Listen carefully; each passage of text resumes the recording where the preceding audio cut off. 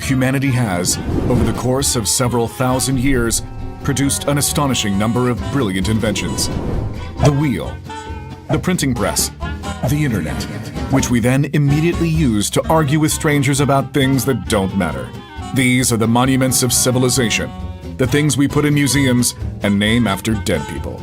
And yet, the single invention most responsible for the fact that you are alive right now, that cities exist, that you survived childhood, that roughly 8 billion people currently occupy this planet, is one that nobody puts in a museum.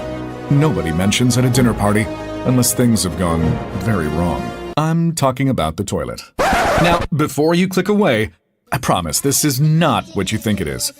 Because behind this humble porcelain throne is one of the most dramatic, disgusting, and surprisingly heroic stories in all of human history. Epidemics, empires, a great stink that literally shut down the British Parliament, and one very stubborn engineer who changed everything. Civilizations, as it turns out, have a remarkable talent for knowing exactly what they need to survive, and then absolutely refusing to do it. Only the true Messiah denies his divinity. What? Well, what sort of chance does that give me? All right, I am the Messiah. This is a story about that too. Let's begin. Here's something that'll blow your mind. The toilet is not a modern invention. In approximately 2500 BCE, the people of the Indus Valley civilization did something remarkable. They looked at human waste, which is, let's be honest, one of the less charming byproducts of being alive, and they thought there should be a system for this. And so, they did. Underground drainage, covered sewage channels running beneath entire cities, Mohenjo-Daro, Harappa, civilizations so organized, so thoughtful about the relationship between people and their plumbing that archaeologists who discovered them in the 20th century had to sit down for a moment and reconsider everything they thought they knew about primitive cultures. This was 4,000 years ago.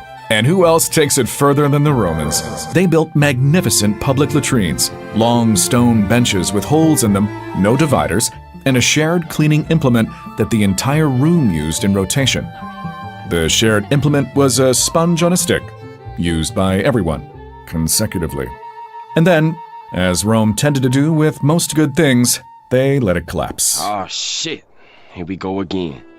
The Western Roman Empire fell in 476 BCE, taking the knowledge of sewers with it. Toilets did not survive the meeting. Medieval Europe, faced with the accumulated sanitation wisdom of thousands of years, looked at it carefully, considered its options, and elected instead to throw everything out the window. Literally.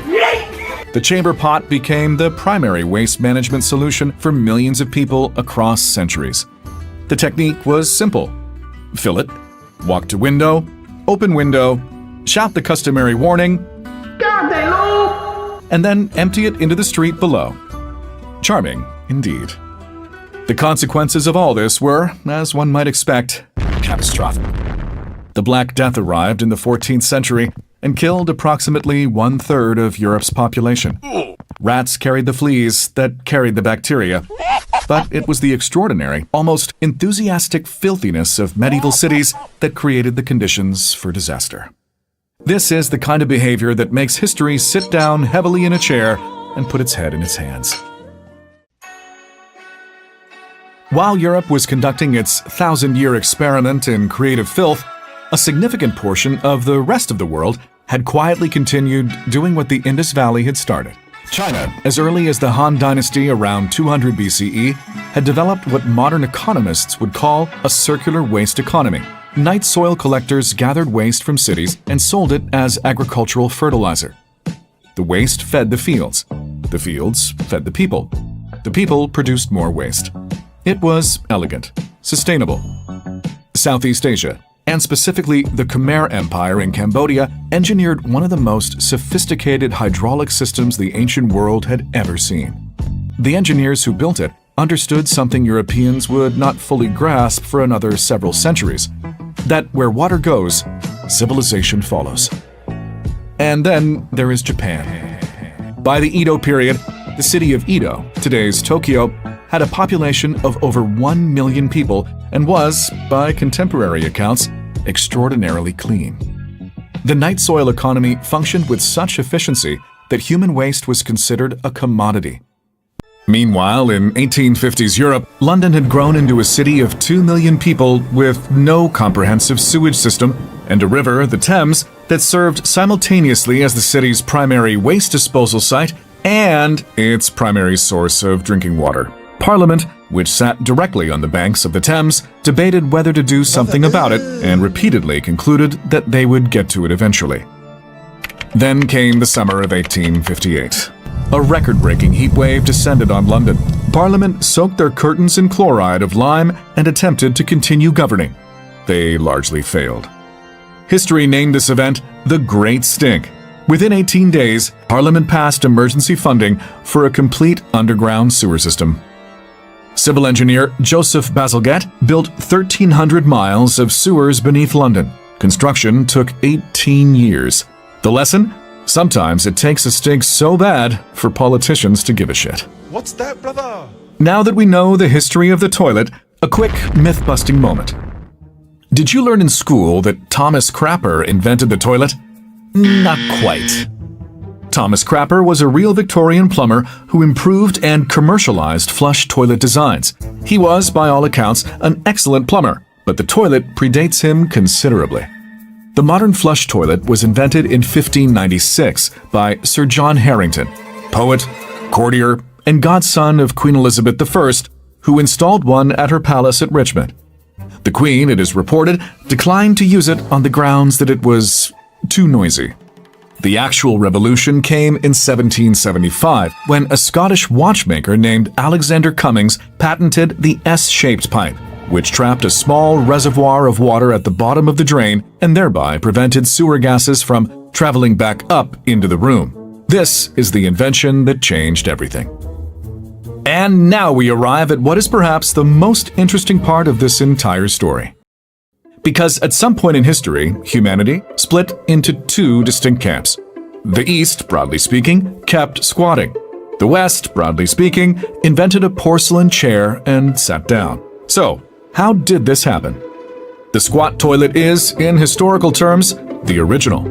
Every ancient culture, from the Indus Valley to Rome to the dynasties of China, used some variation of crouching over a hole in the ground. Then came the Victorians. Hello there. The Victorians. The Victorian era brought indoor plumbing to the middle and upper classes of Britain, and with indoor plumbing came a new question. And so the pedestal toilet was born. A raised ceramic throne. This was, the Victorians felt, civilized. This was progress. Carried in the luggage of colonialism, the pedestal toilet was exported alongside railways, telegraphs, and various other markers of what the British Empire considered civilization. A number looked at the whole situation and continued squatting, which, as it turns out, was the correct instinct. Because here is the part that history finds quietly hilarious. In the latter half of the 20th century, medical researchers began examining biomechanics of human digestion in earnest. What they found was not, perhaps, what the Victorians would have hoped. The human body, it emerged, is not actually designed to sit at a 90-degree angle during this particular activity. Squatting, by contrast, straightens the relevant anatomy entirely. The squat toilet, in other words, is correct.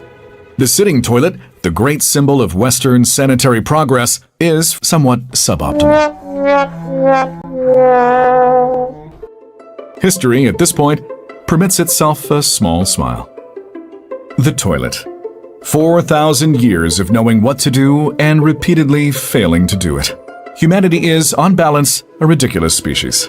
But every so often, it builds something extraordinary. If you enjoyed this video, and let's be honest, where else are you going to get this kind of content? Hit that like button. Until next time, stay curious, wash your hands, flush responsibly.